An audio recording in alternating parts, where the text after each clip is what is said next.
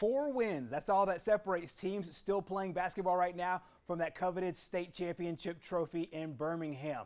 Over the course of the next 7 days, 21 local teams will take aim at 2 wins at the regional, 2 wins in Birmingham for that state championship. Most teams will play at the Northeast Regional at Jacksonville State. And that's where our highlights start out. Action started today with the 7A girls semifinals. Gadsden City making their 7th appearance at Pete Matthews Coliseum, taking on Spain Park. Titans off to a quick start. Brooke Burns with the jumper gives Gadsden City the early lead. Later in the first half, Haley Troop heating up. South Carolina signee gets the jump shot to go. Titans up by 10 at the half. More from Gadsden City later. Burns to Jovi Edwards. 3 in the corner. That's good. Spain Park did keep it close though. Sarah Ashley Barker with 3 of her 11 points right here. 4 quarters, not enough for this game, so we go into overtime tied at 43. Titans hot to start off. Haley Troop nails a 3-pointer here. She finished with 23 points in the day. Very next possession, fellow senior Brooke Burns bangs one from the 3. She had 14 points on the day, 11 rebounds, and a huge game for Gadsden City.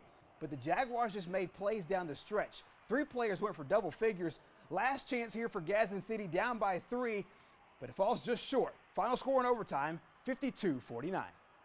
We started off the game really well and went into halftime kind of on a high, but we knew we were going to have to keep fighting because Spain Park's a really good team. It's a game of runs. So I was really happy with the way our players fought the whole game. Didn't matter. Maybe our emotions got a little high at some points, but that's expected in a game like this.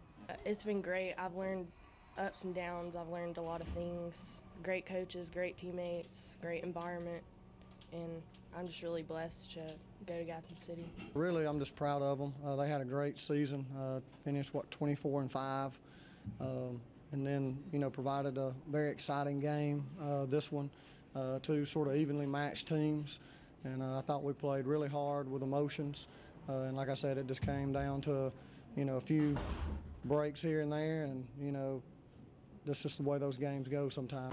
Next up, the Class 7A boys packed house to watch Gadsden City and Mountain Brook meet for the 3rd consecutive year at the regional. Spartans took the early lead, but the Titans fighting hard. D. Pearson left all alone. He sets up, spots, and takes a shot, makes it. Pearson with 6 points on the day. Later, the Titans in transition. Deontay Jones all the way, finishes at the rim. He led the Titans with 15 points. Mountain Brook led 44-37 going into the 4th quarter. Leor Berman gets 2 to fall here. Then skip ahead 2 minutes to go in the game. Gadsden City down by 2.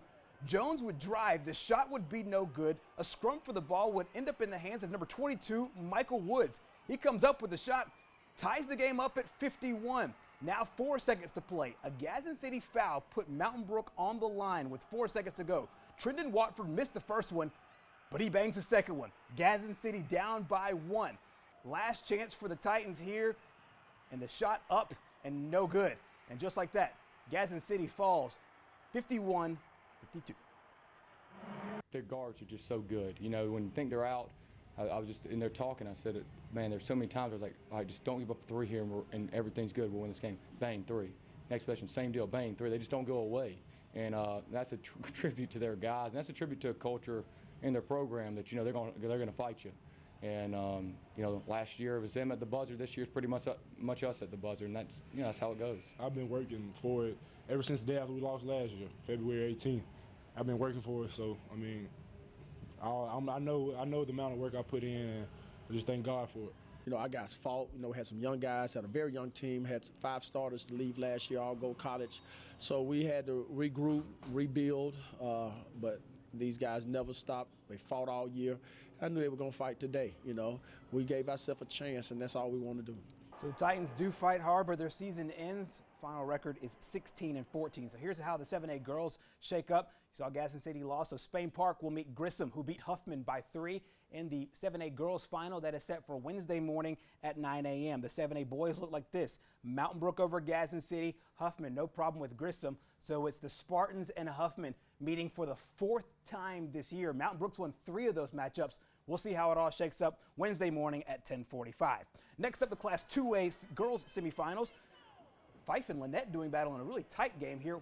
Lynette in the white jerseys, up by 2 late. Italia Bridges finds some room, hits the J there. Lady Panthers up by 4, but the Devils they fight their way back in it. Madison Myers up ahead to Brooklyn Dutton for the easy layup. Fife ties the game, would send it to overtime. Fife took the lead and never looked back. The Lady Devils come up with a win today, kind of an upset fashion, 42-36 the final there. So Fife would get the winner of this one. Ranburne and Section tonight, Lady Bulldogs. Back-to-back regional games for them. Section starting off hot early though. Great ball movement here by the Lions. Trisha Morris bangs the three-pointer from the wing, giving Section an early 4-point lead, but Ranburne comes right back. Jessie Ralston, a great game for her, gets in position, basket and the foul. She finished with 38 points. Lacey Smith added 23, but Section just a little bit too much, especially late down the stretch. Lady Lions win today, final score in that one, 73-66. So the 2A girls look like this. Fife and Ranburne, or Fife and Lynette, I should say, Fife and Lynette in the game you saw earlier. Fife moves on, Section does as well. So it is Fife and the Lady Lions meeting on Tuesday afternoon at 3 p.m. for the right to go to Birmingham. Meanwhile, in the late games tonight, Asbury lost to Lynette. Lynette, a fantastic team, a really, really big squad. They led all the way in this one. And the late game tonight, because 2 games went to overtime, so we're pushing it over there at Pete Matthews Coliseum. 2 minutes to go. Westbrook Christian down by 4. Lafayette 54, Westbrook Christian 50. The winner of that game will meet Lynette on Tuesday at 4:45 for the Class 2A Boys Championship. We'll quickly look ahead to tomorrow's schedule. Brewer and the Homewood girls meet up in the first game at 9 a.m. Homewood made it to the state championship last year, lost in the state championship game. They'll play first. Up next, Fort Payne girls and boys hit the floor against Parker and Ramsey. And then one of the local teams, Oxford, is in against Pinson Valley. We'll see how the Jackets do against the #1 team in Class 6A. After the 6A teams are done, we're into 1A. Cedar Bluff and Spring Garden match up in a battle of 2 local teams on the girls' side. Then Skyline takes on Sacred Heart, the defending state champions, and looking for a three-peat. The Cardinals are. We'll see them at 4:30. Skyline and Coosa Christian girls are in. Coosa Christian boys are also in. Should be noted, it's the first time the Conquerors have ever been here, both on the boys and girls side.